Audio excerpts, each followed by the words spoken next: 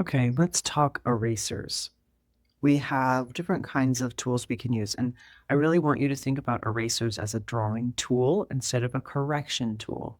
So many people think they're just used to correct things when in fact it's a tool to draw and to enhance your drawing and achieve effects in the work that you maybe couldn't achieve with just pencil, for example.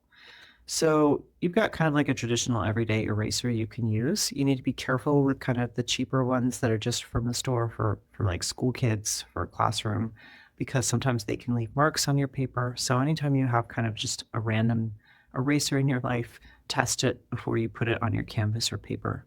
We also have kind of just a very traditional white rubber eraser, and these are great. You can cut them like this and create really sharp corners and edges to draw really nice highlights in hair, for example, because you cannot get really sharp corners and edges that are clean.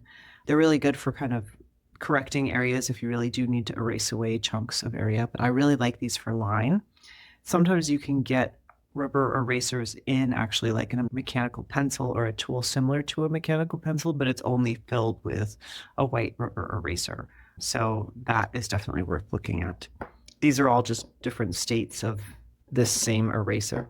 And then you also have a kneadable eraser. It feels kind of like putty or clay. When it's new, it's really soft and malleable. These are both old. This one still has some give, and there's not much use of it because you can see it's still a very light gray color. This one has been used a lot. It's a lot older. It's darker. I've probably used charcoal or just a lot of graphite, and it eventually does darken a bit. You can stretch it out to renew it. When do I use kneadable erasers?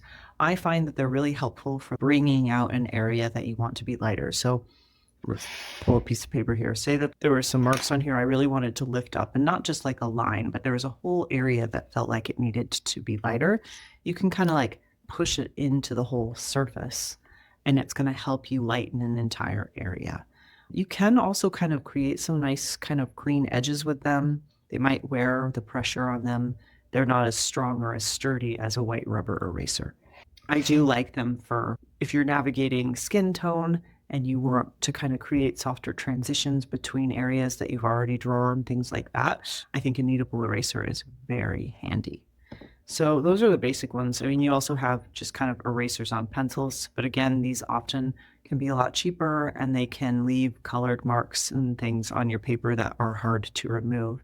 So I really recommend sticking to an art eraser like a white rubber eraser or a kneadable eraser for your work.